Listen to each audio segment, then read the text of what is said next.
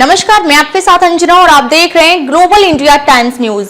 आइए सही चीज को सही लोगों तक साझा करें। जब तक हिंदू खुद मजबूत नहीं होगा दुनिया में कोई। पहलगाम हमले के बाद हिंदुओं की सुरक्षा पर क्या बोले मोहन भागवत।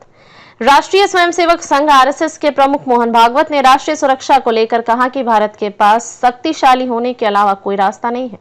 आरएसएस के जुड़े प्रकाशन ऑर्गेनाइजर के साथ एक विशेष साक्षात्कार में भागवत ने स्पष्ट किया कि सुरक्षा की शुरुआत समाज से होती है, सिर्फ राज्य से नहीं। उन्होंने हिंदू समाज की सुरक्षा पर जोर देते हुए कहा कि भारत की एकता ही हिंदुओं की सुरक्षा की गारंटी है। उन्होंने कहा कि हिंदू समाज और भारत एक दूसरे से गहराई से जुड़े हुए हैं और जब हिंदू समाज सशक्त होगा तभी भारत भी गौरव प्राप्त करेगा।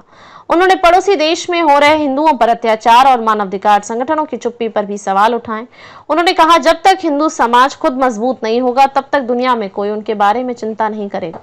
उन्होंने कहा कि बांग्लादेश में हिंदुओं पर हुए अत्याचार के खिलाफ जो आक्रोश देखा गया वो अद्भुत है। अब वहां के हिंदू खुद कह रहे हैं कि हम भागेंगे नहीं, अपने अधिकारों के लिए लड़ेंगे।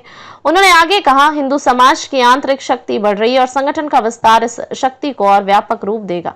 जब तक यह लक्ष्य पूरी तरह हासिल नहीं होता हमें लड़ाई जारी रखनी होगी। मोहन भागवत ने कहा कि सनातन धर्म के सच्चे सार को संरक्षित करने के लिए समाज के सभी लोगों को जाति और पंथ के विभाजन से ऊपर उठने की आवश्यकता है। डॉक्टर भागवत ने भारत को एक समृद्ध राष्ट्र बनाने रखने के लिए महत्व पर जोर दिया जो शांति और समानता को बढ़ावा देता है। उन्होंने कहा कि ये मूल्य देश के दिल में है। उन्होंने दुनिया में बुरी ताकतों से लड़ने के लिए आंतरिक संवाद, ताकत और एकता की आवश्यकता पर भी प्रकाश डाला।